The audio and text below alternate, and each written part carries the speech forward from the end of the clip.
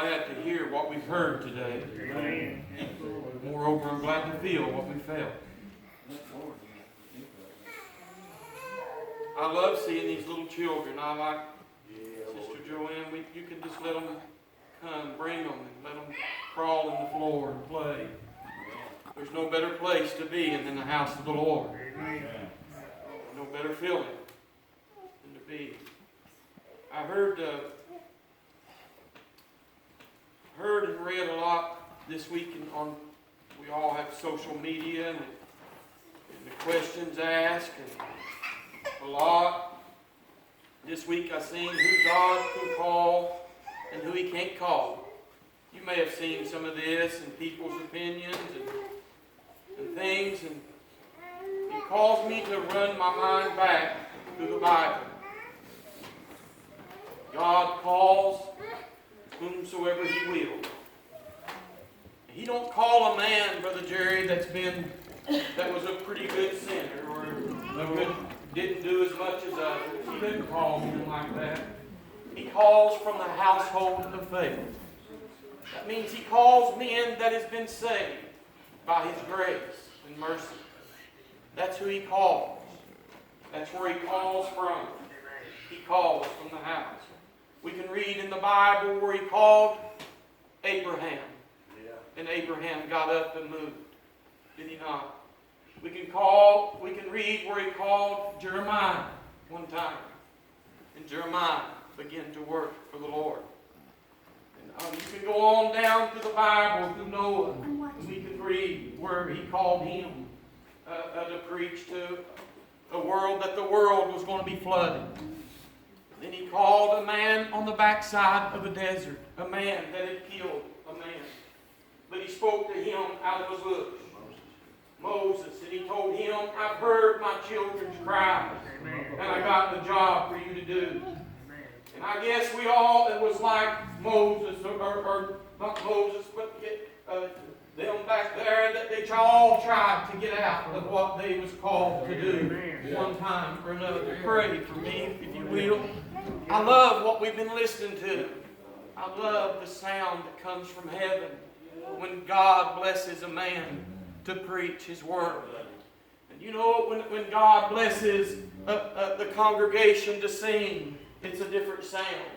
It's that spirit that Brother Jerry spoke of. It comes down in your heart. It makes you not ashamed to lift up your voice unto God. The writer wrote, I'll sing praises unto God. I'll sing unto the rooftop. I'll sing on the mountaintop. I'll sing through the valley praises to my King, for He abideth in me. And if He abideth in you, then you're no longer your own keeper, Brother B.J. You're kept by the power of God. I know it's growing late, and I'll sing a song, and we'll call for dismission just in a moment of time. But my wife has been reading a lot lately, and she asked me a question the other day when she was reading. She said, why did the blind man call Jesus son of David?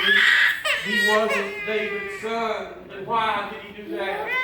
Well, we read in this record here many places where he was called many different things, don't we? And he was called Messiah. He was called one place a Good Samaritan represented. He was called here in the Bible the Son of Man. He was called the King of Kings. But the question is, what is He to you today? I can tell you what I call Him, Brother B.J. I call Him mine. He came into my life one night, and He saved my soul. Though I wasn't worthy of anything, though I wasn't worthy for Him, the King of Kings, the man who hung the stars in the sky, Brother James, that same man that called him from the backside of the desert, called on me one night, and he called me and he said, Jerry, I heard him, as Brother Jeremiah, Brother Randy began to so wonderfully say, I heard him called my name. He called me. And I said, oh Lord, I'm crying to you. I'm lost. I'm ruined. I'm undone, God. Oh God, I can't go on the way I am. Can I, Lord, just feel you? Can I just have a touch from you, Lord? But all at once, I felt healing. I felt the peace come down in my soul. You know what I felt, Brother James? I felt clean, clean, clean. Brother James was sitting over here one day, and he jumped up at the end of the meeting, and he shouted, and he ran and shouted in the stand, I feel so clean inside. And that's the way the Lord moves in you. There's a new man in you. And he that overcometh will I give a white stone. And in that stone, a new name. I'll tell you the name, my God. I'm a child of the King. I'm a child of the Savior of the world. And a little while later, he called me again. I was driving down the road, going to work in Lexington, and I began to hear him say, I got something I want you to do. I said, no, Lord. I said it out loud, Sister Darlene. I said, no, Lord, not me. Oh, remember what I told you, what you promised me. Oh, Lord, give me strength that I can hold your name up. I want to shout praises to him. I want to tell the world that there's a better way than this world. What way is it? Brother Jerry started out. It's Jesus Christ. And He is the way, the truth, and life.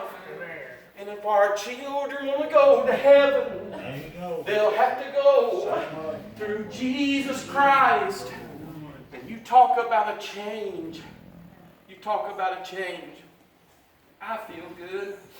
I don't need to stand all day and wear you out.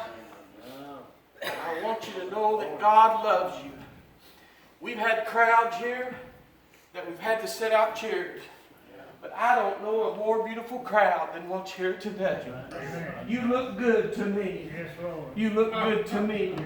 In a world where there's trouble, where there's sickness, where there's disease, all around. Oh, give me Jesus. Give me Jesus. When I wake up in the morning, oh Lord, give me Jesus.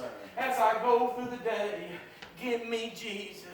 But all when I come down to die, I believe He'll pillow my dying head and take me home, Brother BJ, to a world that has no sorrow, no trouble, no heartaches, no pain over there. Heaven is real, men and women, and real men and women is going to heaven. You can guarantee that. It's just as real as we are here today. It's as pure as this little baby that's crawling on the floor. That's if you want to know what heaven's like.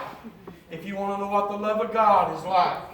It's as pure as the little child. I see Him saying, come unto me, all ye ends of the earth, and be ye saved. For I am God, and besides me, there is none other. I'll sing this song, and we'll bring our remarks to a close.